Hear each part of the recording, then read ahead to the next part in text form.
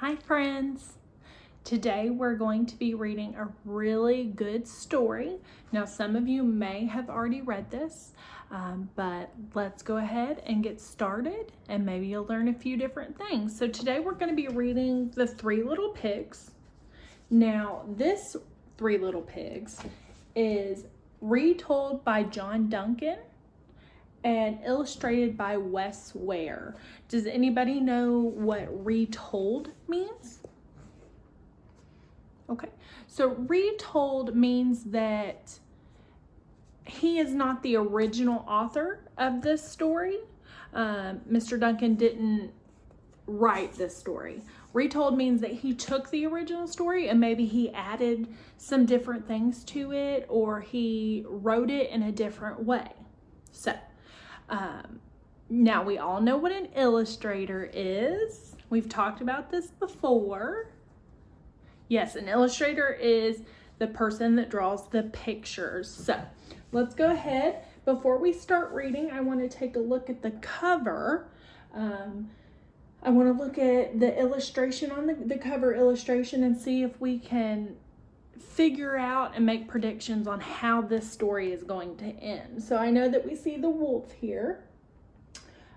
It looks like he's talking to the pigs.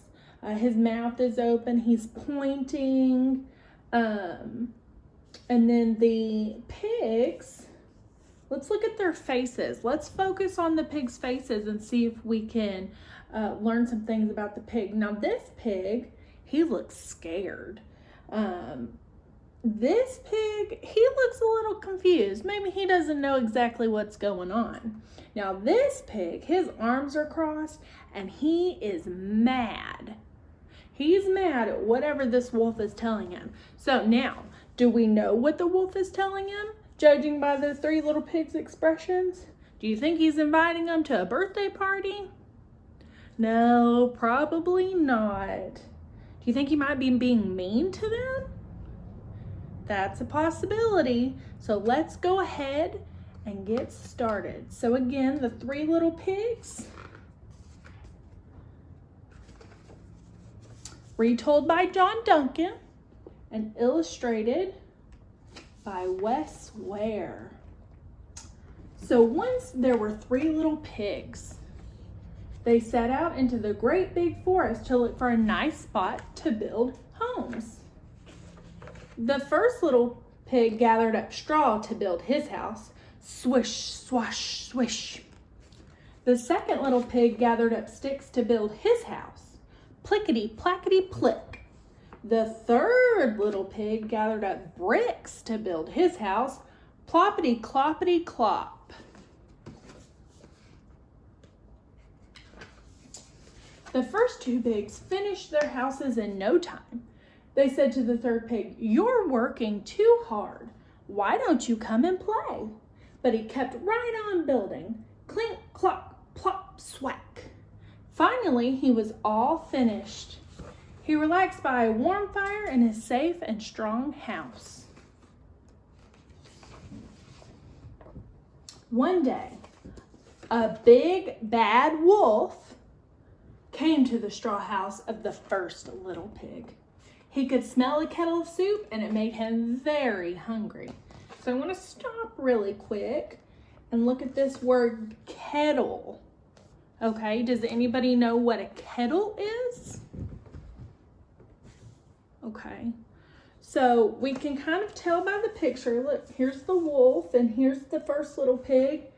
And we can probably figure out that this is soup. So this is the kettle. So we can figure out that the kettle is another word for a pot. You know, something you cook in. So it's really important when we're reading to stop if we don't know the words, because we need to picture what's happening in the story. So that'll help us understand. So again, he could smell a kettle of soup and it made him very hungry. He said, little pig, let me in." But the first little pig replied, "Not by the hair on my chinny chin chin." So the wolf said, "Then I'll huff and I'll puff and I'll blow your house in." With a swoosh and a whoosh, the straw house blew away. The first little pig jumped up and ran all the way to the second pig's house. The next day, the big bad wolf came to the house of the second little pig. He could smell a fresh loaf of bread baking in the oven. Everybody breathe in through your nose. Can you smell the bread too? He said, little pig, let me in. Not by the hair of my chinny chin chin, cried the second little pig. So the wolf said, then I'll huff and I'll puff and I'll blow your house in. With a gust of air and a crack and crash, the stick house fell to the ground. Both pigs jumped up and ran all the way to the third little pig's house. When the third little pig heard about the wolf, he was glad his brothers were safe. He said, you must be hungry and tired. Sit down and have some pie. I like pie. The big bad wolf came to the third pig's house and smelled the pie. He said, little pig, let me in. Not by the hair of my chinny chin chin, cried the third little pig. So you can see here, all three little pigs are in the third pig's house. And here's the big bad wolf saying, let me in. So you can see that this little pig is kind of scared. He still looks mad. And this one is sticking his tongue out at the big bad wolf.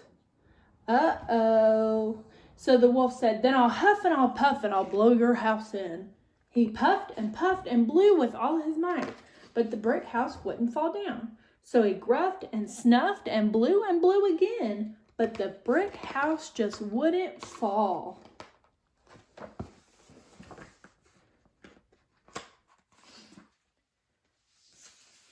The wolf had never had this happen before. He sat down on an old log and began to cry. The third little pig said, there, Mr. Wolf. You don't have to be so sad. You have a remarkable talent. So does anybody know what the word remarkable is? That's a big word. Okay, so the word remarkable means good. Really good, actually. You can use so you have a remarkable talent. You can use your talent for better things than blowing down houses. I have an idea, said the little pig. Listen. Outside the woods, they heard the sounds of children laughing and playing. It was the local fair and everyone was going. The three little pigs and the big sad wolf all went down to the fair. Here's a wonderful way to use your talent, said the third little pig. With a huff and a puff, the wolf started blowing up colorful balloons. Psst. So you can see he's blowing up the balloons there. All the children came to see the fun sizes and shapes. The wolf was happy and amazed to have so many new friends. He wasn't bad or sad anymore. He was the big glad wolf. The first little pig sold straw baskets. The second little pig played the fiddle. And the third little pig sat peacefully under the shade of an oak tree, smiling. And we can see here's the first little pig selling baskets, and the second little pig playing the fiddle, and the third little pig sitting under the tree. And then back in the back, you can see the shadow of the big glad wolf blowing up balloons. And look at this long line of people waiting for balloons. And that's the end. So now that we've finished the three little pigs, you may have noticed that it's different than another version of the three little pigs that you may have read. This one had a happy ending. So let's think about what happened after the book. Do you think that the wolf and the pig became friends? I think they probably did too. Do you think that the first two little pigs went and built their houses again? Or do you think that they moved in with the third little pig in the safe brick house? They probably learned that straw and sticks are probably not the best for houses, huh? I think so too. Well, I'm glad that y'all sat with me today while we read the retold version of the Three Little Pigs. I think this might be my favorite version yet. So let's get to work on our assignment today.